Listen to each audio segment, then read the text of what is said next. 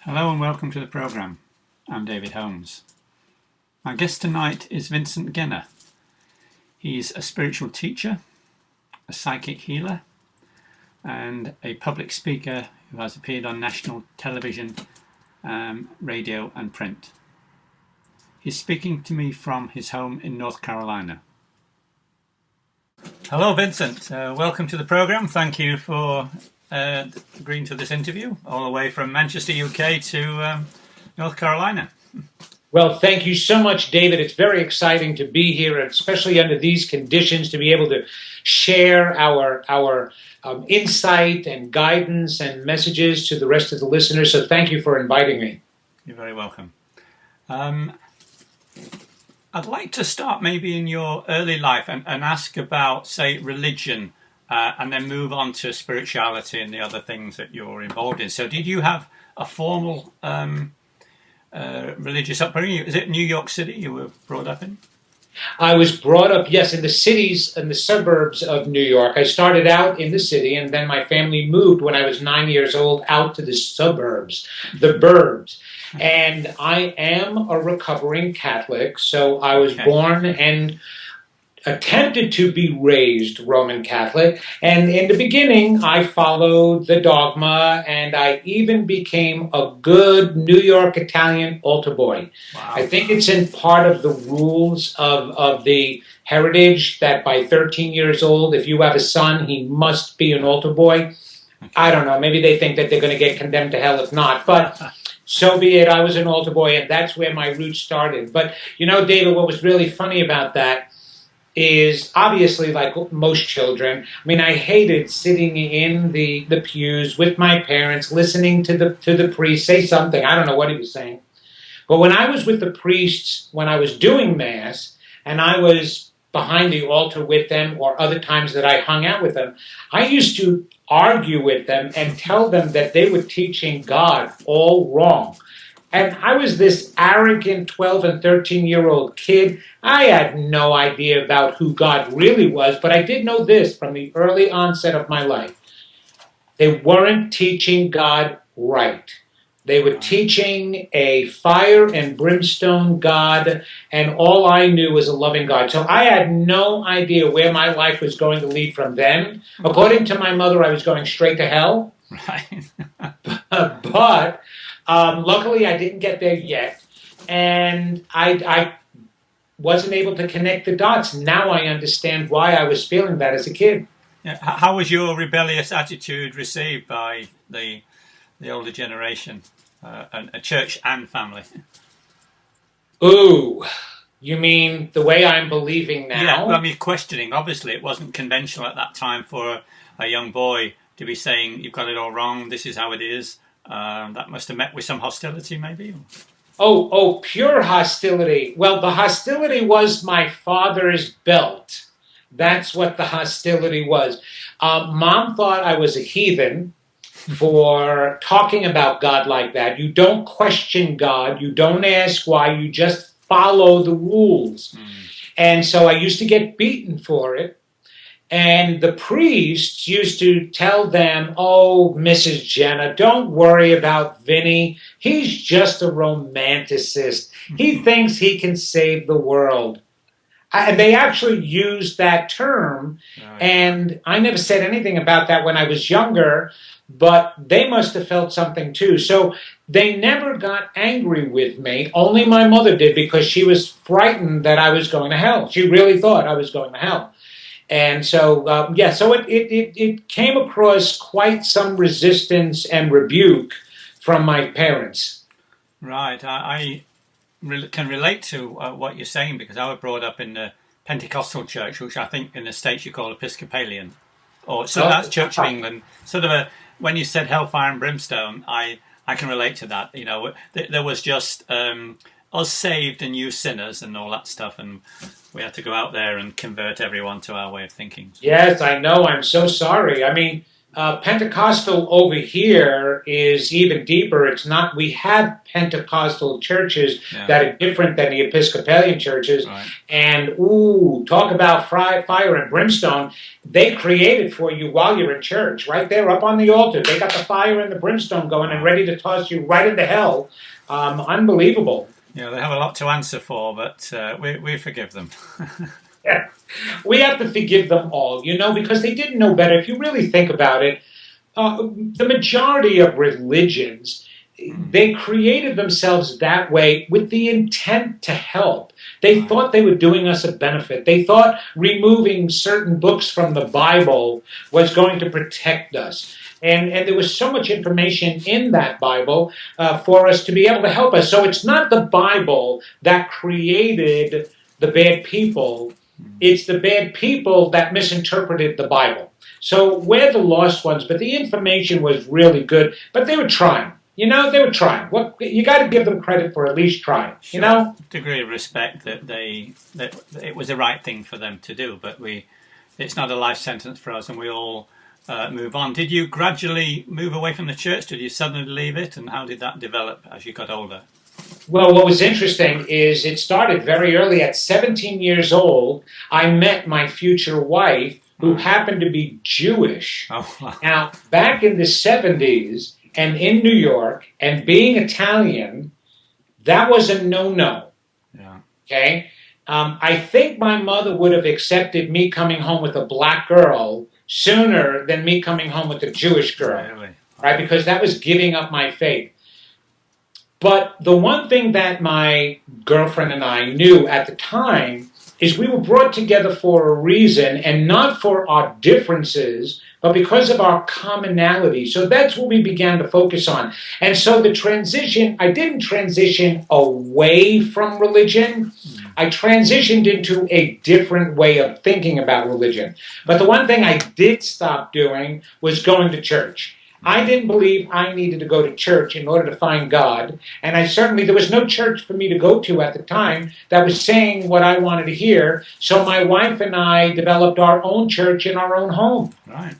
Our children celebrated, and still do, both religions because we respect them both. That's great. That's the best way of looking at it, certainly. So that would have... Oh, did your friends change? I mean, I'm just relating a little bit of my stuff where I had to find... Well, I retained friends, but I had to find quite a few new ones. So how about your contemporaries, people your age? Were you considered unconventional then, or did they... Oh, we were considered unconventional from the day my wife or girlfriend at the time was dating me, because I was a full-time actor, so the majority of our friends came from her side. I had a few, but I was the one who was tormented in school, so I really didn't have a lot of my own friends. We had a couple, and I was already considered crazy, kooky, so anything that I believed in or went away from wasn't strange for them. I think it became a little bit more difficult for them when I had my spiritual awakening when I was 28 years old. Then things got on the kooky side. When you get metaphysical, you've now crossed over from a difference of opinion in belief systems and religions to kooky. So that's when they had a more difficult time. But they even chalked that off to me just being dramatic and me being Vinny. You know what I mean? I was always Vinny. Yeah. Well, I was going to ask you about that, what happened at 28, so maybe at the time is good now. Was that an aha experience? Was it gradual? How did that work for you? I think it said you experienced a profound spiritual awakening that altered your entire life. That's quite a dramatic statement. Gradual. Let me see. I don't know if gradual would be the word I would associate with it. Gradual is like saying when a woman is giving birth, she was gradually feeling some pain as the baby was coming out. So I don't think she'd go along with you as that. It wasn't gradual. It was sudden. It was shocking. It was Steven Spielberg and Cecil B. DeMille combined together. The only thing that didn't happen was parting of the water in my backyard. But up until that, we had psychics coming into my life that I never had in before. We had messages that the soul of Jesus was around me. And now, mind you, at the time that this happened, all I cared about in life as an actor was to receive an Academy Award, an Emmy, a Tony, and hopefully one day, if I did a recording, a Grammy. That's all I cared about. So this hocus pocus, mumbo jumbo, spiritual, paranormal stuff, I really couldn't give two hoots about. Except if you did a magic program in front of me, that I liked. Right. So all of a sudden, these people were being introduced in my life and giving me these messages out of the clear blue. And it was a step-by-step process from then speaking to a friend of mine that I had known for many years who never told me that he was psychic and can do automatic writing. And so one day he does some automatic writing to introduce me to one of my guides. And then me coming back and going to this psychic in New York who didn't know that I had gone for that, who all of a sudden at a meeting starts talking in a man's voice. And the voice is introducing himself to me again when he had introduced me 3,000 miles away in California, and she didn't even know that. There was swirling smoke around me. There was all of this unbelievable stuff. And then the paranormal hit me like a tidal wave. I should say like a tsunami. Yeah, it was more like a tsunami. It came, and all of a sudden, there wasn't anything I didn't know about life. I was reading people's minds and thoughts and being able to tell people what they were about ready to ask me before they even opened up their mouths. And all of this occurred. It started about 1 week after I had a conversation with God. I was visiting a friend, by the way, who was my major tormentor throughout my entire experience as a youth in school until I was 17 years old. I went to my 10-year high school reunion, and my tormentor became my closest friend at that reunion. That's good. But he was hurting. Something was going wrong in his life. It was basically falling apart, but he wasn't telling anybody. He was hiding it, but for some reason, I knew it.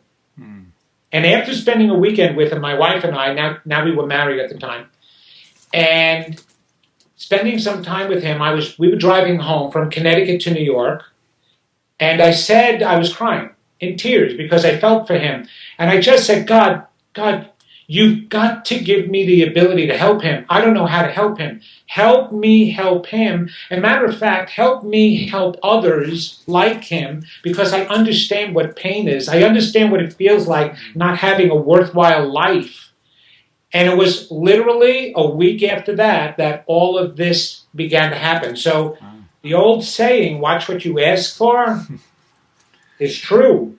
Yeah. And it was at that point and shortly after that I began to realize my destiny was different. What I was meant to do was not just get an Academy Award, was not just be an actor, but was to help people believe in themselves. And that's been my passion and mission ever since.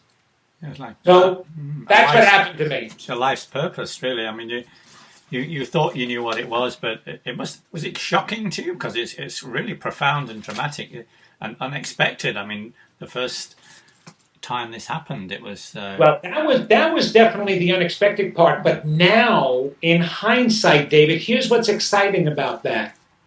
Every single piece of my life fits into the puzzle, the connect the dot. From the moment I was tormented, from my parents abusing me, from the sexual abuse I went through, from me even meeting my wife, who had a different religion altogether, to the experience I had, even when I was a kid talking with the priest.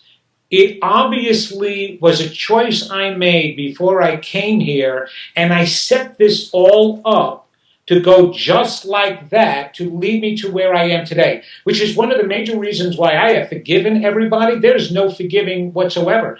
And my parents, who abused me terribly, I built this home to move them in with me and my wife to take care of them until their transitioning, which they did 2 years ago.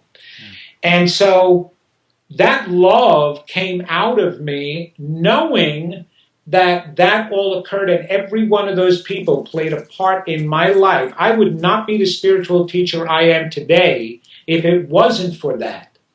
So that's what I find so interesting is, as shocking as it all was, now that I am where I am, I can look back and I see that it flowed together perfectly. Yeah. A harmony of orchestration and lyrics and music and lines to come together to form this beautiful musical, this play that I'm involved in right now. Yeah. In my life. That's what I like to look at it. Everything is a musical to me. Sure. That's what happens when you're an old actor. Everything is a musical. Yeah, that's right, because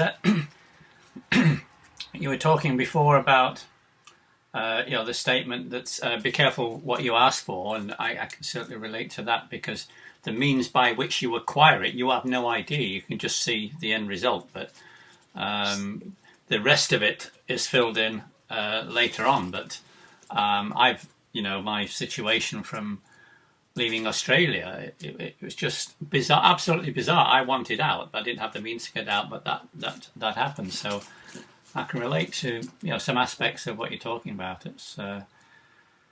It's at the time, some of it hurts. I mean, there must be some, well, I don't know at last, but the pain, physical, emotional pain.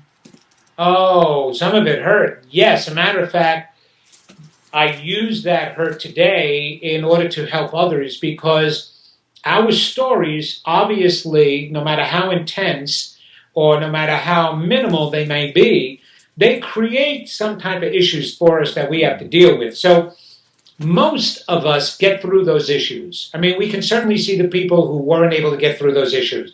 The one that pick up the guns and go into the schools and shoot some kids, they couldn't take care of their issues. The ones who using chemical warfare to kill people, they couldn't take care of their issues. Yeah.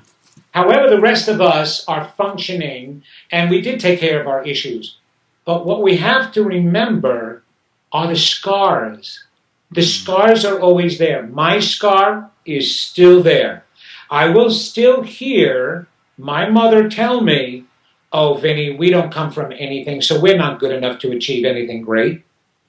Well, I've trained myself enough. I can't stop that voice because it is a scar, right? If I want to get rid of the scar, I'd have to leave this life and start all over again, and I'm not ready to do that. So I'll learn how to deal with the scar.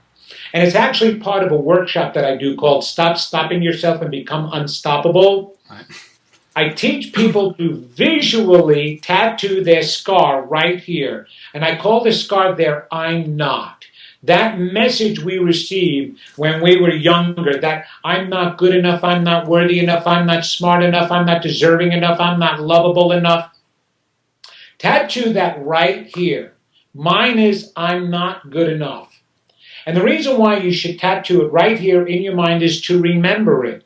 As long as you remember it, you can hear it clearly every time a doubt, a fear, a worry, some negative criticism, a judgment comes in. You automatically can associate it with this little voice that's been inside of you since your childhood saying, "I'm not."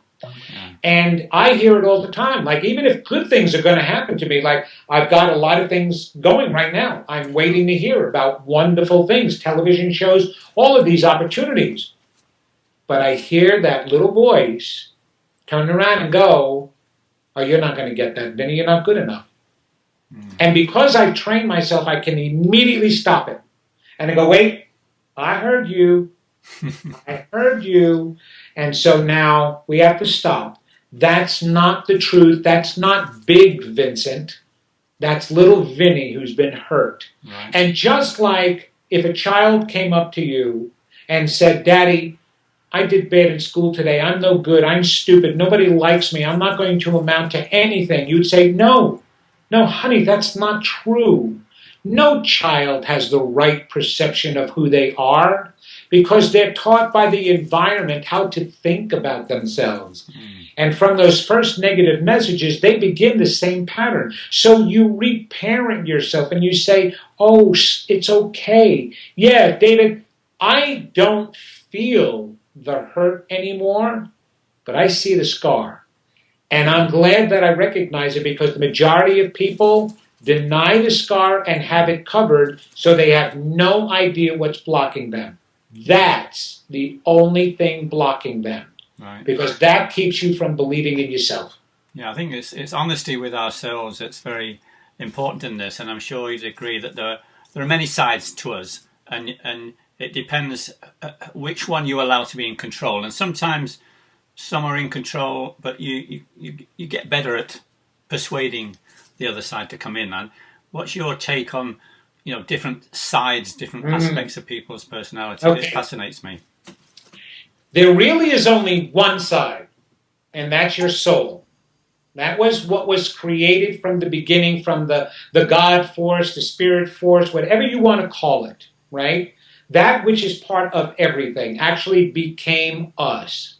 And so that soul is your true essence.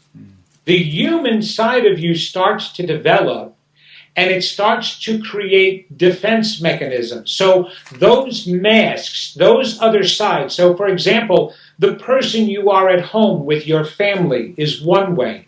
Oh, but then you got to be different. You can't be the same person that you are at home with your boss at work, because that's completely different. You got to be professional at work.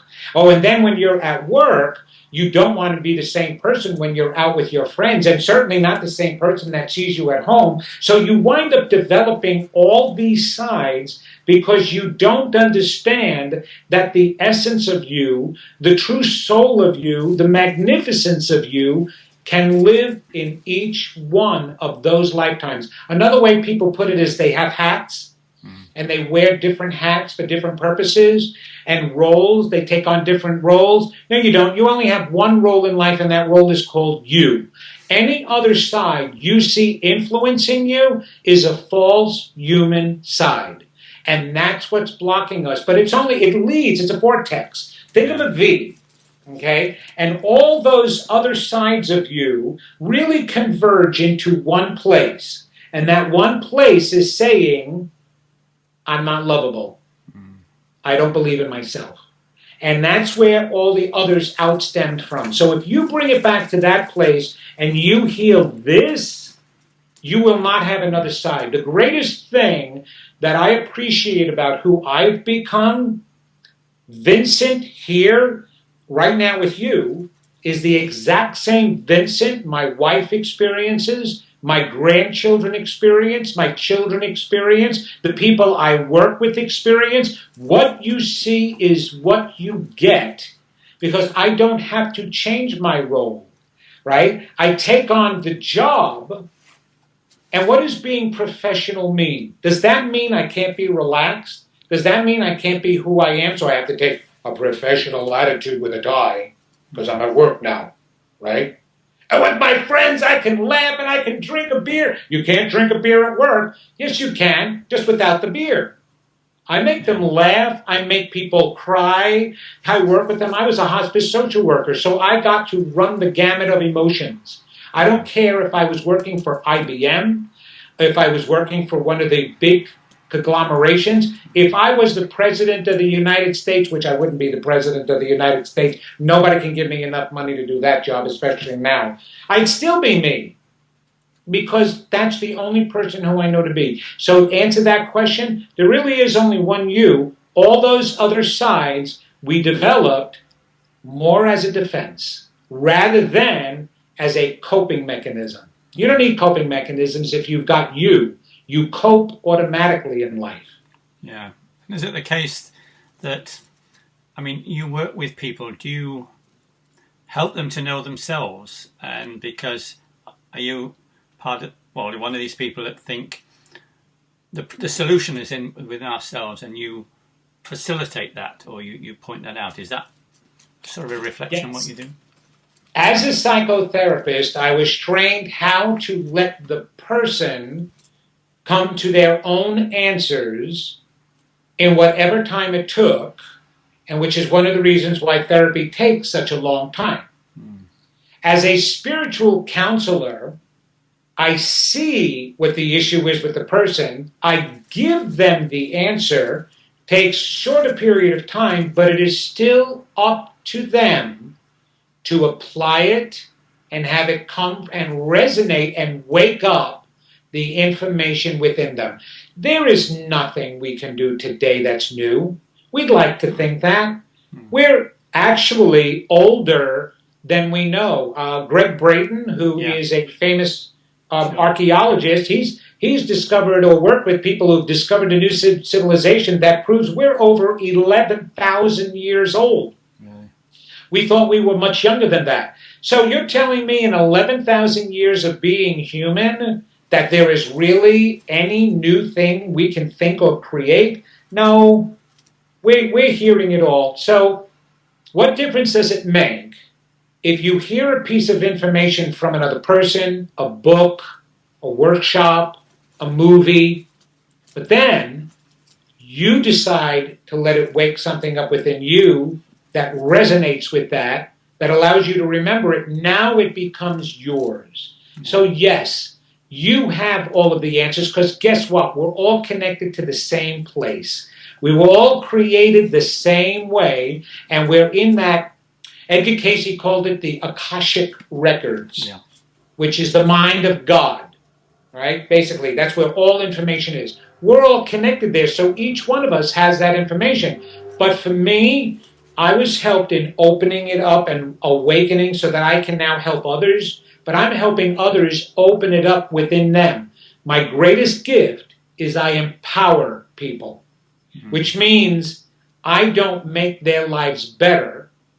I give them tools that they unlock their own potentials with, that they now make their own lives better. Yeah. But somebody needs to help. Of course, yeah. I mean, you've done you have a wide variety of professions and jobs that you've followed. We were talking about a hospice work before. Obviously, you've cared for people who are terminally ill. And what did you learn from that? Did that teach you? Profound teaching. I needed to do that before I even did most of the work that I'm doing today. What I learned from the dying is you will die the way you live.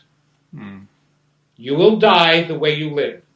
So therefore, to guarantee yourself a great ending, make sure you've got a great beginning and rest of the life going on. That your life, the time that you put into your life while you're living, is what's the most important thing.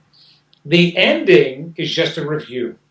And sadly enough, David, 90% of my patients were not only fearful of their dying, they were suffering. Because unfortunately, if you're on hospice, you're dying slowly. Yeah. Right? It's not like you had a sudden coronary out in the field or you didn't wake up one morning. You either have some cancer, lung disease, heart disease, tumors that are causing you to die. And so, for the most part, it's fairly slow. And it can be suffering. And during that process, these 90% of my patients were fearful of they weren't good enough to go to heaven, if there was a heaven. So now they're questioning, even if they didn't believe in God, now they're taking on the question, well, gee, if there is a God, am I good enough to go to heaven? And the majority of them didn't believe they were good enough. It was so sad. During their lives, they were pretending to be good Christians. They were pretending to be good people. But in the end, their real beliefs came out. That's how I learned that people don't believe what they think they believe. Right. That's why you see people saying one thing, acting another way, and why so few people walk their talk, that phrase, walk your talk. Well, these people who are dying on hospice, the majority of them didn't walk their talk, and it came out in their dying. So I learned the most important thing in your life is integrity, congruence, and commitment. Integrity. Walk your talk.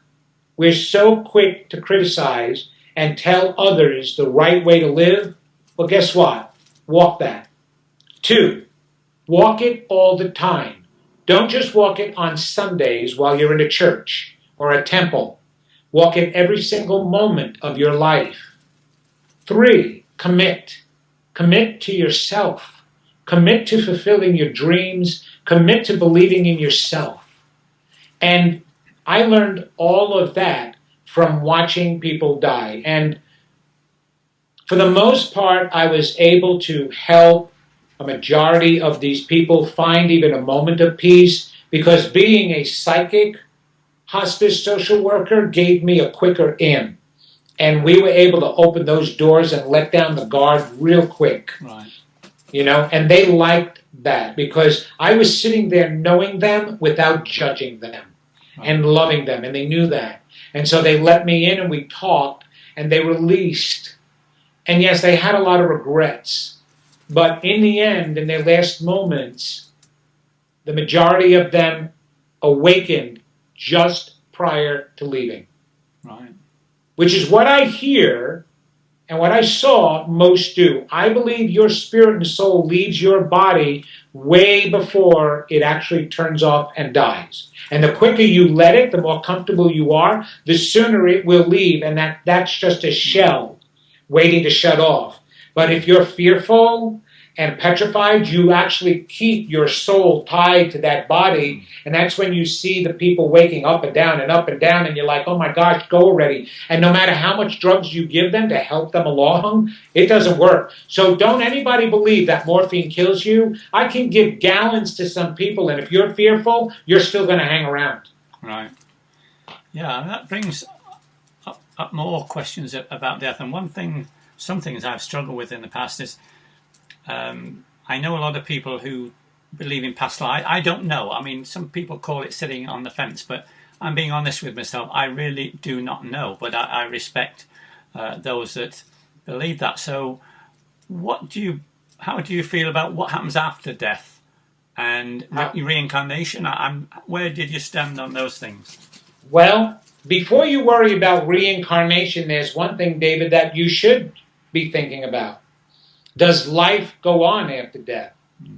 And here's the thing that's so spectacular. The proof of that is right out in front of our noses.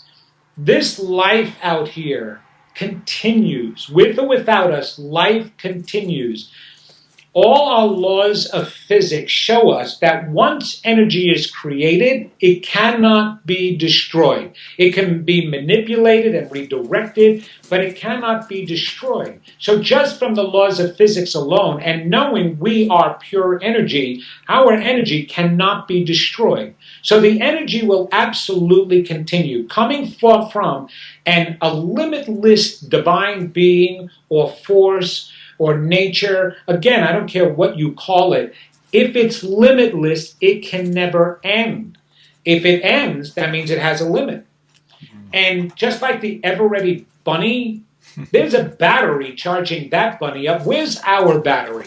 Where is it? They want to call it the mind. Is the mind the battery? Is it really the power source? Or is there something powering everything else in us? They can't prove that. They can't even measure it. As a matter of fact, they don't even know where the mind is. They can measure brain waves, but they cannot measure mind waves. Right? They can see maybe an afterthought, but they don't know what came first. The biological scientists would love to believe that something triggered an action and a response in the brain, and then a thought came. That's nonsense. We think, we have to think. We're not responding creatures, we're thinking creatures. Animals out there, they respond through temperament. So there has to be a force and a power, and that power continues. This is just a vehicle to experience ourselves in this life. So that's number one, believing in life after death. You don't see gravity, but yet it works. Where there's many laws of life, the law of attraction, the law of never ending, they're all in place there and they're working whether we see them or not. Eventually, you'll find out, all right?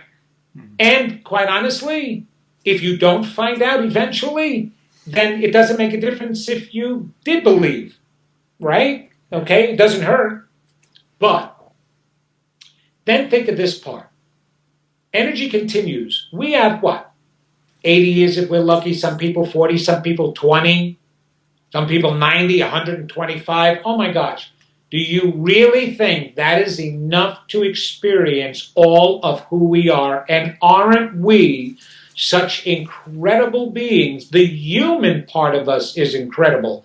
The mind alone, with our capacities, and we're only using 16% of our capacities. What's the rest in there? When do we get to use the rest of that? And if it's evolution, if evolution has gotten rid of what we don't need, why do we have another massive part of our brain that we don't need if it's not because we're going to use it sometime?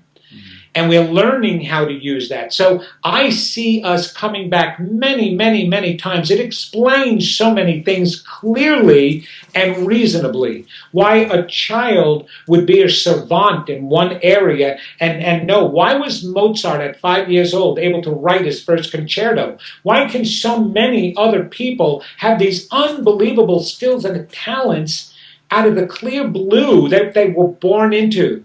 The only answer for that is because they had practiced beforehand, right, somewhere along the line. So there is David, who this is your first time as David, but your soul has carried with it so many other things. It even explains some of homosexuality. When you go from lifetime to lifetime, you also come back as different sexes, male or female, so that you can experience both sides. You're trying to enhance and evolve and expand who you are. That means expanding your divine feminine and expanding your divine masculine. So you will allow yourself to experience that. You will also choose sometimes to experience homosexuality to be both ways or just one way or the other.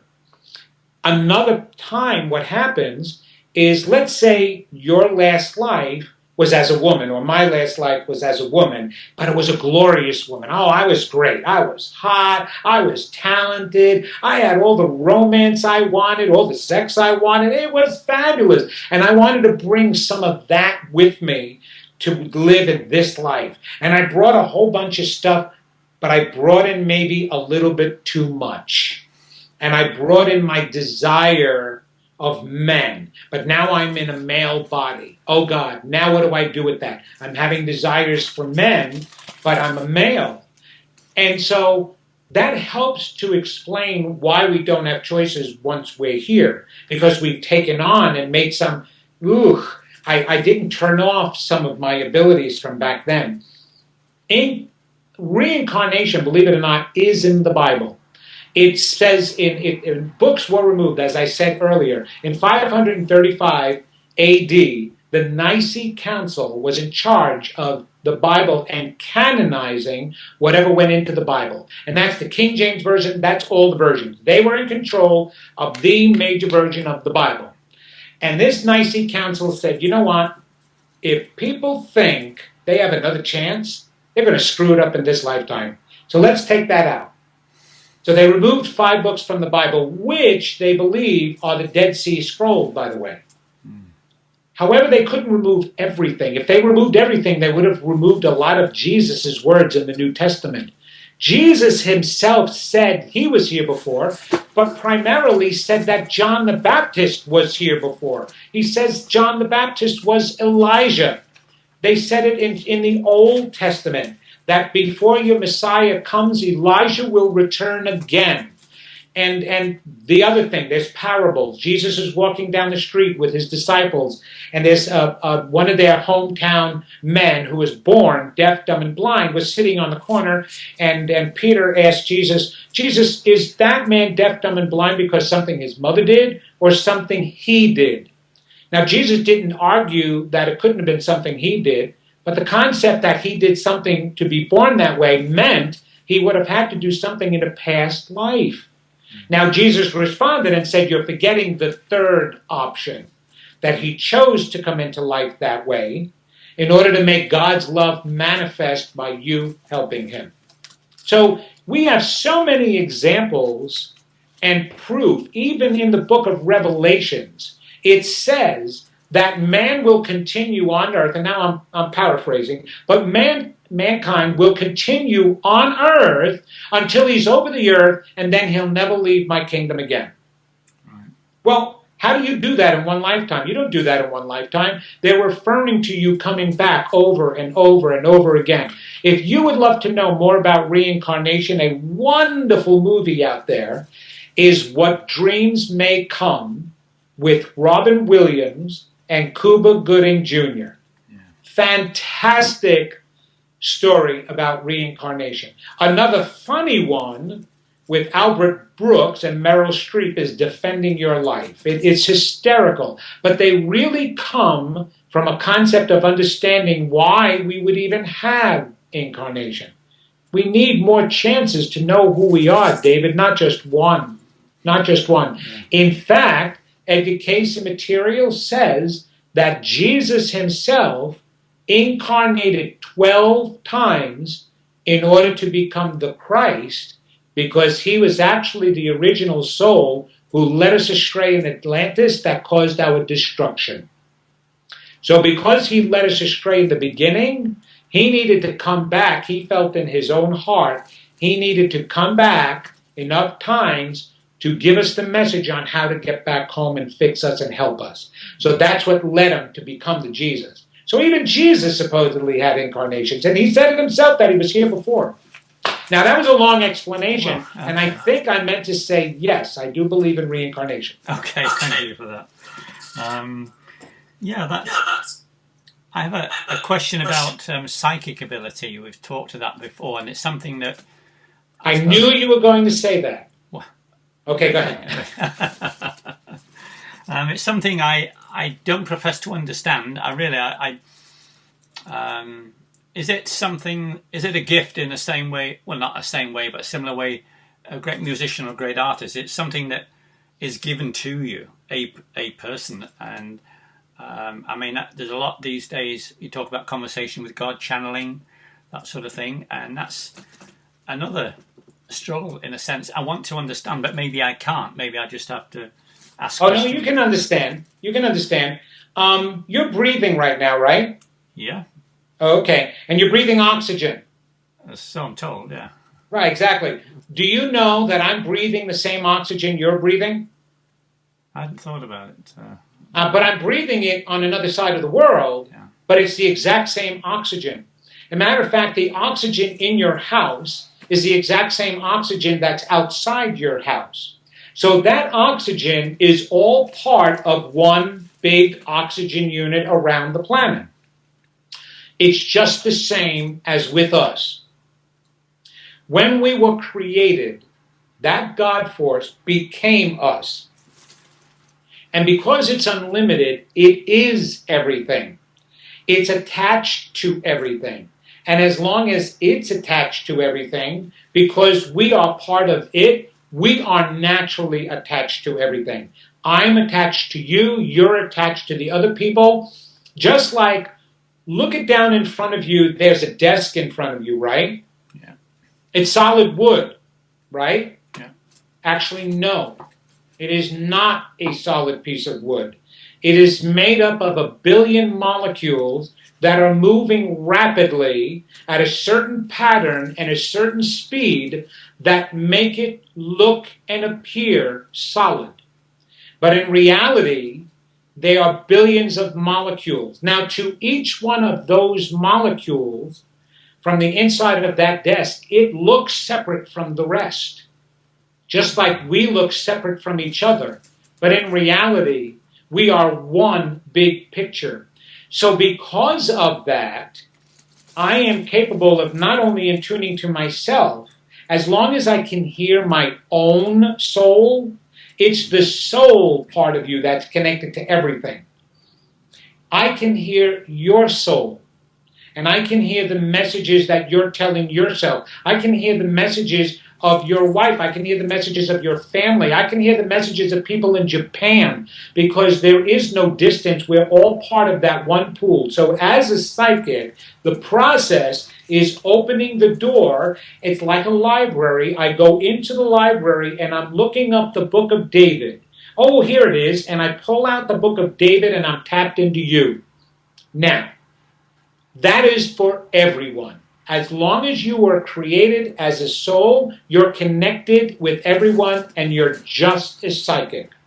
However, we can have blockages that stop that. And depending upon what you've been through in your life, gets in the way of your intuition. That intuition is constant. It's always there. It's always meant to help you, guide you, direct you, give you answers, but we don't listen. That's right brain stuff. Your intuition comes through your right brain. Your left brain is the thinking side. The left brain is supposed to label what you feel from your right brain, but it doesn't just do that. It not only labels it, it then disputes it. So in other words, you have a feeling, oh, you know what? I shouldn't go to work today. Or first, I even jump there. You have a feeling, something in your gut. It comes in your gut. I feel odd. And you usually say, what is that? Then your left brain kicks in. And that's when you say, oh, you know, I'm getting the feeling I shouldn't go to work. I don't know why, but I'm just getting a feeling I shouldn't go to work today. I should stay home. All right. That's the job of your left brain. Now it's supposed to shut up, but it doesn't. And so it goes on and it says, oh, that's silly. Oh, go to work. Don't worry about it. And what happens, lo and behold, you're on your way to the work. You get into a car accident. That happens there when actually if you stayed home, you would have avoided the car accident. We've got proof of that all over the place. We just had the anniversary of 9/11 over here, right? And the people who were supposed to be in that building had heard intuitively not to go. They followed another message that was coming out of them. So everybody has that gift. It's what comes with life automatically. Can you learn to develop it? Yes. Can you learn how to play basketball? Yes, you can learn that. But there are some people who are born with more of a natural athletic ability who can play better. So therefore, there are people who are born with more of an ability to be able to be psychics, to be able to be mediums. So you can be good at it, but you may not be as great as those that are working at it. And so I feel that I was born with it, even though I didn't know that until I was 28, because I always had my family members calling me the little professor. And it was always because I was coming up with answers about things. But what was getting them angry is I was a little kid and I was coming up with right answers. And I couldn't understand why I was doing that or how I was doing that. Now I understand how I was doing that. So yes, you can be born with more of it, but everybody has it. Everybody, including you. So there are things we can do to develop that sort of awareness. I think it's. I like to think that I'm open. I question a lot, and that's my way of learning. I like to see, get people's opinions on various things. So I want to continue growing, and if I have I suppose it's I don't have an understanding of people like that, but I'd like to get better. So maybe I just keep asking questions and keep being open and keep being open. That's part of it. But I'm going to give you advice, and it's the same piece of advice for somebody who wants to become more psychically aware and use their intuition as fully as they can. I'm going to give you the same piece of advice as I tell a young couple who comes to me and asks me what they should do now that they're having a baby, how they can guarantee being great parents. So the answer to that is the exact same answer on how to become a good psychic. Take care of your issues. Your issues created your fears. Your fears created your issues. Your fears get in the way. And to develop your psychic ability, you need to do practices to get rid of your fears and believe in yourself more. You need to have affirmations around to retrain your subconscious mind, because your subconscious mind has been trained with, oh, I can't do that. Oh, I'm not good at that. Oh, that's not me. Oh, I'm bad at that. And so that's all it knows. You need to retrain that, so that way when it acts automatically, which happens all the time, you're automatically saying, oh, I'm good. Oh, I can do that. Oh, I'm deserving. I am lovable. I am a wonderful person. That's number one. Number two, you need to practice. You need to shut up the left brain. And the way you do that is with meditation. Meditation is the way you connect with your soul's mind, and thus the mind of God and all your guides. It's through your soul. And in order to hear your soul, you need to be conscious and awake, but not thinking. And that's a hard process. The only time that we're not thinking is when we're sleeping. But even then, all the things we were thinking about during the day wind up coming out in our dreams at night, and it still gets in the way. So we have to do it consciously during the day and meditate.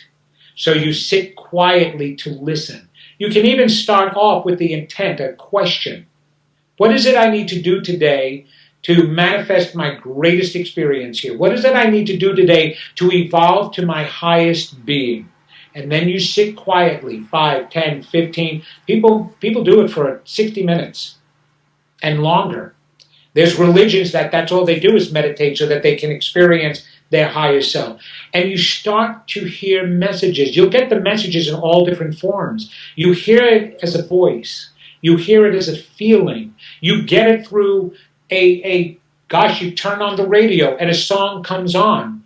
All right? You just said, gee, should I really become a writer? I don't know. And you go and you meditate.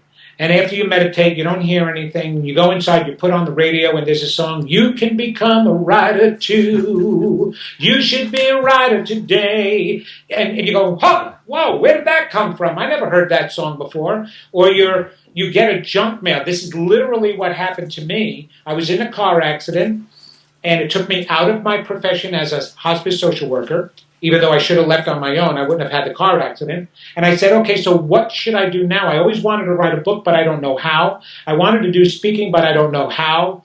And I get a junk mail that did not go into my junk mailbox. It came into my regular email box, and it was about, you can be the next top spiritual author, and all these incredible authors. It was a contest, but all these incredible authors, Marianne Williamson, Neil Donald Walsh, were going to be teaching it. And it was for free.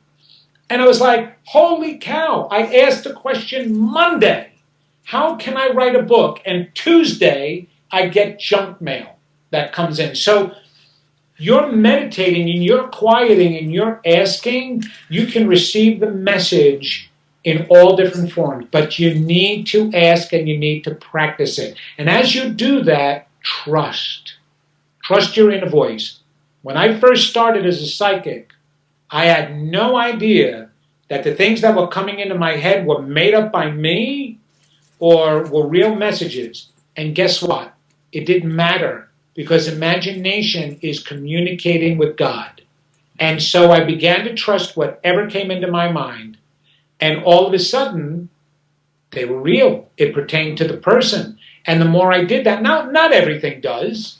I don't know where I'm getting all the messages from. Maybe I got something from my next door neighbor that just came floating over to me about a bad foot. And I turn around and I'm telling my person, do you have a bad foot problem? And she says, no. I said, all right, well then don't worry about it. Or just keep that in the back of your head and just pay attention. Maybe it'll come up later on, which actually most of the time winds up happening. But there's some things that are wrong. But the majority of stuff, I trust it. I deal with it. James Van Praagh, one of the first ghost whisperers of our time, who became very famous back in the 70s. He actually was associate producer for the television show Ghost Whisperer. Yeah. And he's traveling all over the country now, and he's over at the UK all the time. He's fabulous. I just took a master mediumship training class with him. And to him, anything that comes into your mind is real. He said, I don't care. If you're seeing some being, even if it has nothing to do with this person, you need to still believe that you're seeing a being, because you got to get out of your head. The more you question yourself, you get in your way. Yeah. So even if you just turn around and say, okay, there's this tall, dark, handsome guy, blue eyes, blonde, turning around telling me he was married to you, and the person in front of you says, no, that's not me. All right, well, then you step away, just go away, just assume that it was just a spirit who wanted to talk. That's how he teaches us. And the more you trust that, the more the real stuff comes in. So that's the thing. You got to try, you got to practice, and you've got to trust. And you open it up, and it flows to you like you can't believe. And be ready to receive messages like you said. They come from anywhere: a book, a TV program, walking across the street, getting on a bus. Absolutely. And be ready. Don't ask. Remember what I said earlier? Don't ask until you're ready to receive, because let me tell you something about us. We've been on this planet long enough that we should be paying attention to our intuitions. Yeah. So we got some things packed in our intuitions that have been packed away for a very long time. You start opening that door, it's like a floodgate of all this intuition that wants to come out. So be ready for that. I suppose it's knowing when you're ready to receive, maybe the part of the dilemma. That you know when you're ready to receive when you say, I'm ready to receive. Okay. So in other words, it's a choice. Monday, Tuesday, Wednesday, Thursday, Friday, 10 years ago, tomorrow, 20 years from now. As soon as you say, I'm ready to receive, then that's when you were always meant to receive. Right. That's okay. And we have a few minutes left. There are a few other things. In our previous conversation, I talked about your YouTube and the ego, and that fascinates me. Can you say something about that in the next few minutes? Yes, your ego. I seem to definitely contradict a lot of spiritual and self-help gurus and experts, but it's okay. I don't mind doing that. I believe that our egos got a bad rap. And I believe that that was caused from the time period that psychology came into our current time existence. And I'm talking about, the 1900s. It was as early as the 1940s when they started to really talk about psychiatry and psychology. And even a little before that, they started to define the ego. And at one point, they defined the ego as the instrument that causes us to think about ourselves higher and better than what we really are. Okay? And so that words like egomaniac came out of that, and egotistic. So now all the spiritualists jumped on the bandwagon and took that word and used it to let us know what was getting in our way of our true essence. Matter of fact, the Course of Miracles, there is a whole chapter that is devoted to talking about how bad the ego is. And that the ego causes us to separate from the God source. The ego wants us to think we are by ourselves. We are an individual. We are an I, not a we. Well, that is completely wrong. That's a complete fallacy. It is not the ego that does that. As a matter of fact, God created the ego. The moment he created individuals, it didn't create one being. It created many. And in order for us to individuate and feel our own existence, we need a distinguishing factor. The distinguishing factor is the smallest word in the world. I. Ego, in Greek, means I. That's all it means. I. And in the Bible, the only way that God described itself is I am. When Moses went up to him and says, I go back to your people and I tell them that I meant to free them, they're going to ask me who sent you here. How do I tell them who sent you? What's your name? And what does it say? Tell them I am sent you. I am that I am. By the way, in Aramaic, ego ame actually means I am all there is. I am everything. I am you. Right? So now Jesus comes along to get us straight. Well, if ego was not meant to be in the picture, what did Jesus mostly say throughout his teaching terms that is about 22 times in the New Testament? I am. I am the way and the truth and the light. I am the only connection to God in heaven. I am this. I am that. I am the good shepherd. I am, I am. Then he also said, and you are too. You and I are brethren. And what I do, you do. And therefore, in order for us to be as a Christ, which means man with God, we have to take on the I am. Yeah. I am magnificent. I am a child of God. I am one with you. You need the I before you can get to the we. How can you have a we without two or more I's? So, nurturing your ego. Egoism is actually a defense mechanism from feeling so bad about yourself. Narcissism is another word. A narcissist is not somebody who has an inflated ego. A narcissist is somebody who has no ego. He needs to feel so good about himself to compensate for how bad he feels about himself. Now, if you know any narcissists, you know they do things like read encyclopedias, read dictionaries, they watch movies, and they repeat someone else's intellectual words to impress you.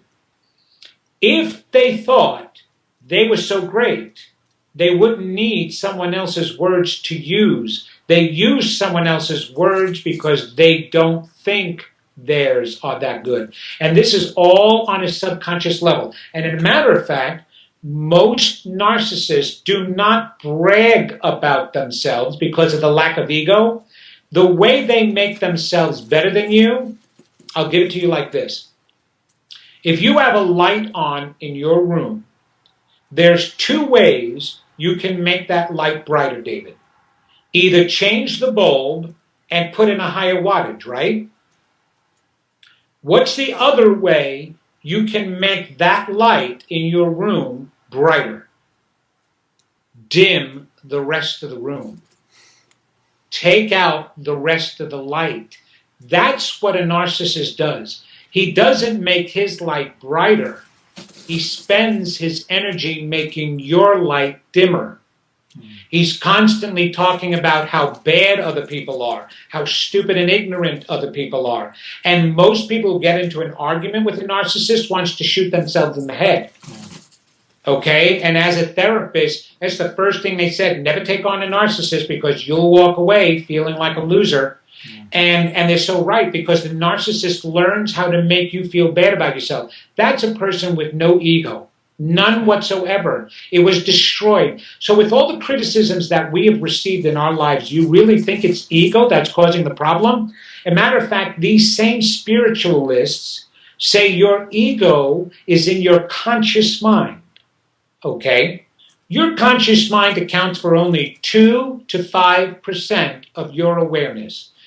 95 to 98% of the human mind is in unconscious awareness. So do you really think the 2 to 5% is causing all of the trouble? Or is it in the 95 to 98% hidden down there that there's something else going on? Now, the conscious mind can influence it, but I promise you it's not the ego in the conscious mind that's causing the problem. It's the real true belief you have about yourself. The I am not, that I call it, that's in your subconscious mind that's causing the problem. So your ego needs to be nurtured.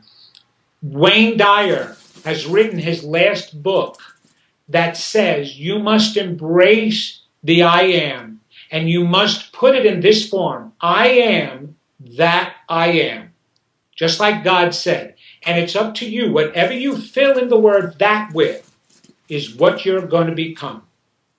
If it's I am a loser, I am. Yes, you'll be a loser. I am a successful author, I am. You'll be a successful author.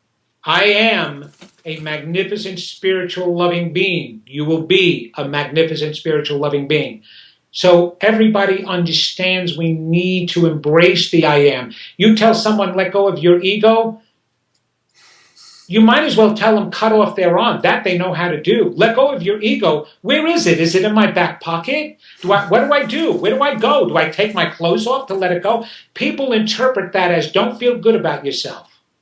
That's what they think letting go of the ego is. And that is so totally wrong. Your defense mechanisms are causing your problem, not your ego, David. Not your ego. It's a gift from God, and it's connected to the God source. Okay.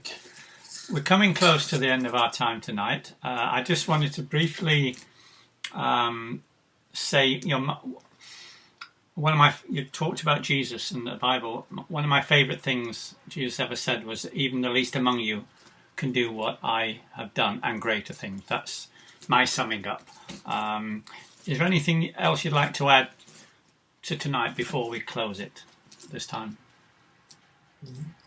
When Jesus came, there is a great story about him, one of the last ones written, actually. It was called Jesus. And it was a 5-part miniseries for TV, but you can rent it. And it uses some contemporary things, like it has the devil in the contemporary times, showing planes and aircraft bombings and stuff like that. But there's a scene in there where Jesus is with his mother, Mary, and Mary asks him, "Why must you go through this?" And Jesus said, "Because I need to show them who they are and what they're capable of. If I don't complete this life this way, they will never know that they can do the same thing." And that's what he was here for. We are capable of experiencing all of this and making the choices we want. We're unlimited beings. We can create the life we want. We can fulfill all our dreams, but you must believe in yourself to be able to do that. It is the fuel of the fire. It's what makes everything we attempt turn into reality. Without self-belief, it's like trying to bake a cake using wonderful ingredients, but without the heat. So believe in yourself and do everything you can to recognize when you're not and when you are. And when you're not, do everything you can to make sure you do. So those are my last words for tonight, David. Thank you. Oh, thank you. I've really enjoyed our conversation. I believe we're just getting started. I hope we can do this again sometime and talk about other subjects. But thank you very much for your time tonight, Vincent. I am here. Thank you so much. And thank you for the patience. For some of these questions require a little bit more content than a short little snippet answer. So Sure. Thank you for giving me that leeway. And I've been so blessed with meeting people like you to give me the chance to share this. So thank you very much, David. And I look forward to the next time we speak. Absolutely. Same here. I'm not going anywhere. Okay. Thank you for your time tonight. And goodbye for now. And namaste. Namaste. Thank you.